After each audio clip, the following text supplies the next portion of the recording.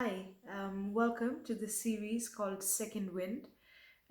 If you're receiving this in your email, it's because you signed up for a series in addition to the smaller videos that are going to be released on social media.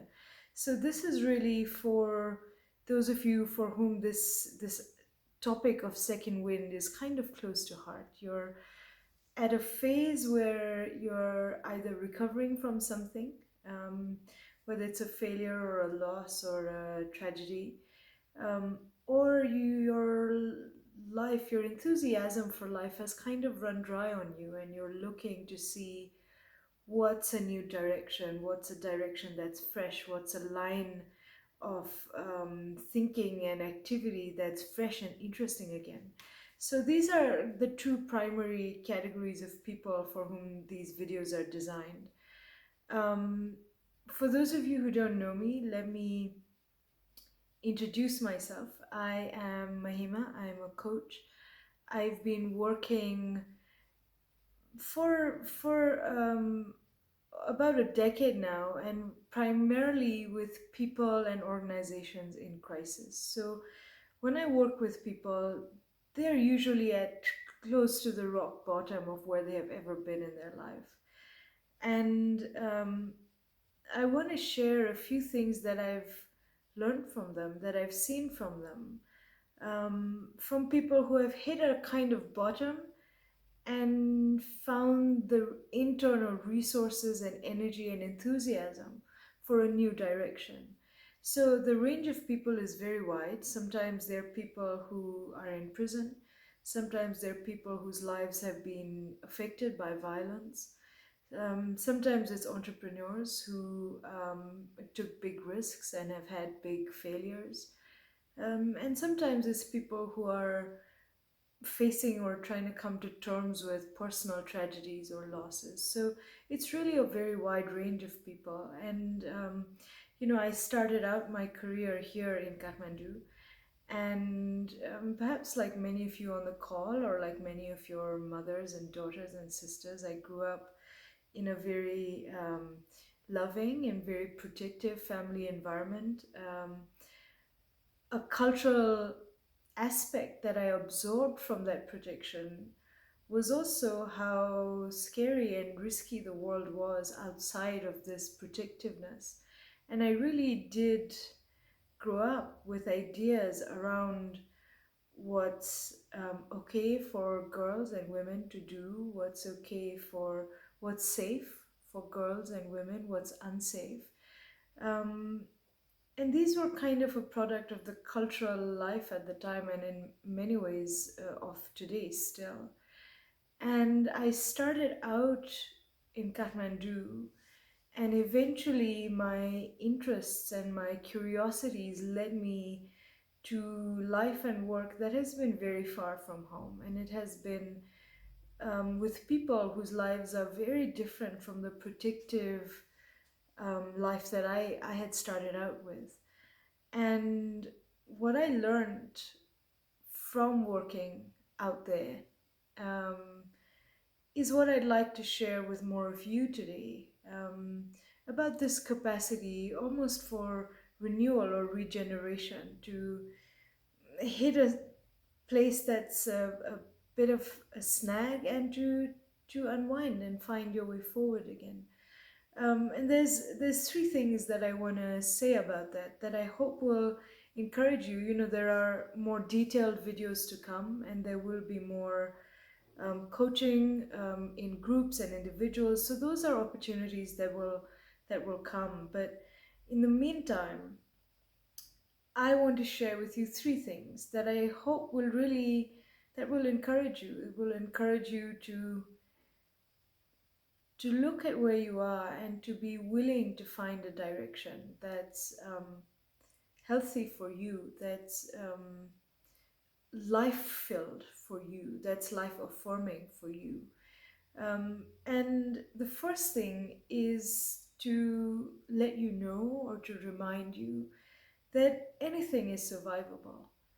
I have seen and worked with people and walked with people through some truly horrific things in their life. And I've come to see that human beings have this infinite capacity to get affected by something, to get knocked back by something, and yet to take a pause and recalibrate and come back stronger, come back in a fresh direction, to accept the punches of life and roll with them in a way that's life affirming for them.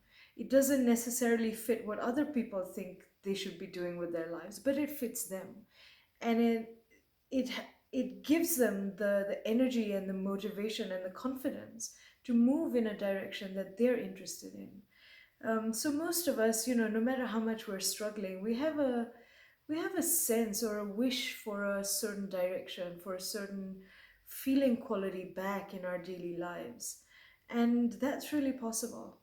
No matter what you have been through, no matter what you are going through, I want to remind you that human beings all over the world go through things. You're not alone in this, and you're also not stuck in this. You really do have the capacity to keep on moving. Um, so that's the first thing, that you can you can survive, you can come back stronger from anything.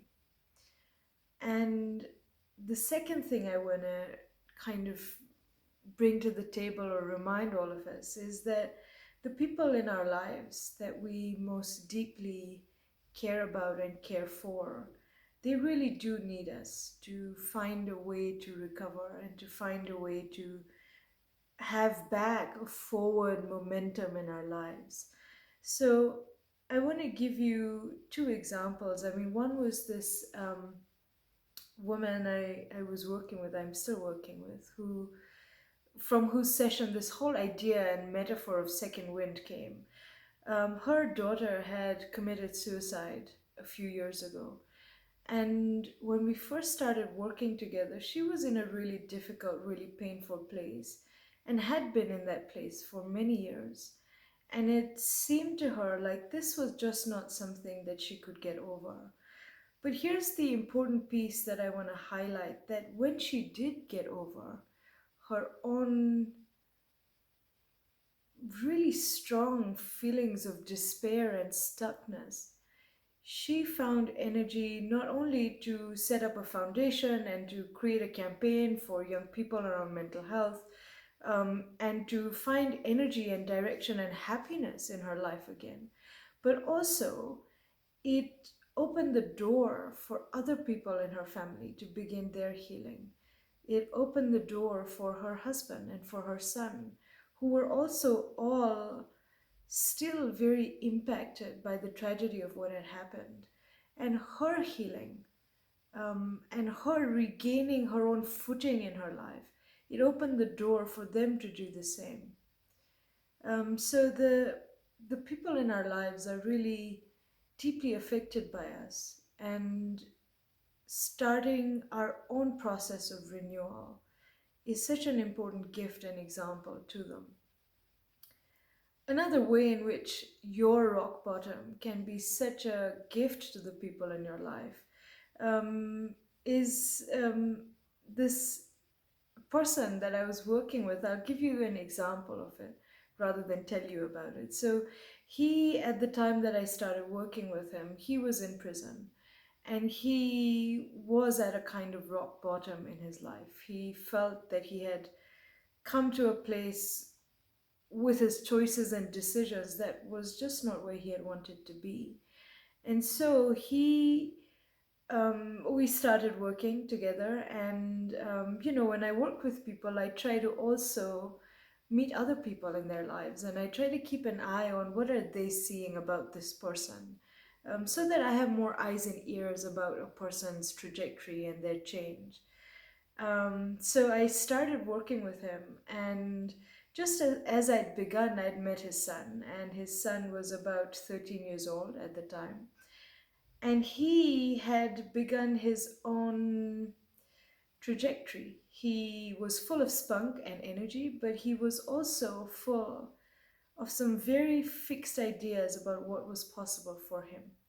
He was full of some very limited ideas about what was possible for him. And so he had dropped out of school. He had a small police rap sheet of mostly petty crimes, small thefts, and things like that. And he had a kind of direction for his life that he had set. And when we met, he had said, well, this is just how life is. I mean, these are the options available to me. The school system doesn't reward people like me. It doesn't look after people like me. And so I'm finding my own way. And this is the direction that's open to me at the moment. Um, and I'm working with his father, who's in prison. And every once in a while, we bump into each other. And I start to notice at some point that something about his, I don't know, the way he shows up, the way he walks, the tone in his voice, all of those things start to change. Um, and several months in, one day I bump into him and he's carrying some boxes that look like presents, and he looks very different and he looks happy. And so I stop him and I say, what's going on? I've been watching you. You look different. Tell me. And he says to me that he has gone back to school. This is his third month working at a grocery store as a part-time job. And this is the first time in his life that he had managed to save any money at all. And so, with that money, he bought his father some presents and was bringing that in to give it to him. And so I say congratulations and all of that, and I say what spurred this on. When I first met you, you were in a very different direction, and I'm just curious how this looks to you now. How come you've kind of done a U-turn and headed in an entirely different direction? And he said to me, well, my father is 70 years old, and I've known him for 13 years. My mother has known him for 48 years. And we both agree that for as long as we have known him, he has been an asshole. He's cruel, he's selfish, he's inconsiderate, he's not pleasant, he's not a nice man. And yet I see that the last few months of coming in to see him, he's different. And I come back week on week. I keep expecting him to go back to being the same kind of guy he was. And he isn't. He's different. He listens deeply. He's curious about my life. He encourages me. He attends to me.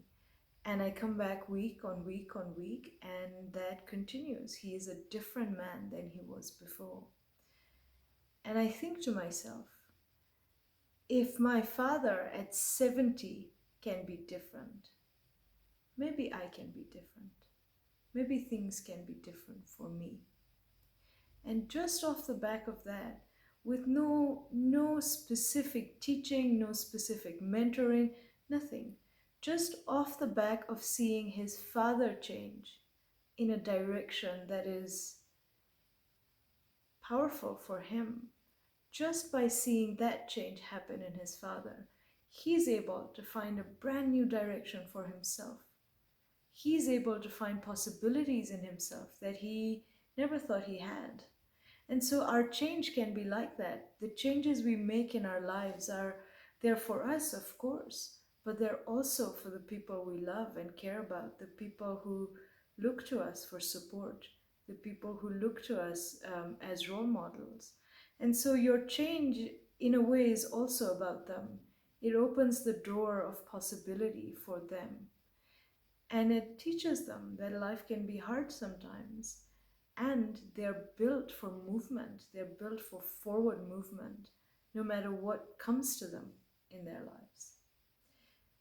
And so these are two of the pieces that are really helpful to remember as you try to gather momentum for a change in direction, right? Because the other thing about the future and staying the same is that the future is coming, and it will be here day on day on day. And if you don't make the changes, and you run yourself forward tomorrow and a week from now and 3 months from now and 2 years from now and 11 years from now, you can see the cost of not making this change, the cost of not changing in a fresh direction. The cost of staying stuck is enormous because the future, in a way, is relentless. It's going to keep coming. And it's up to us to gather our own internal momentum, to bring ourselves into the future with more energy, with more enthusiasm, with more capacity. And with those things in mind, I really hope that whatever it is that you're stuck in or you feel stuck in at the moment, um, I hope you will keep an eye open for present possibility. Whatever difficulty happened in the past, there are new possibilities here today. And I want to encourage us all to be open to that, to look to present possibility rather than past failures or past losses, to look to present possibilities and look to find um, emerging new directions for ourselves for the future. If you have any questions, if you have any specific areas you'd like to hear more about, get in touch. Otherwise, I'll see you at the next video.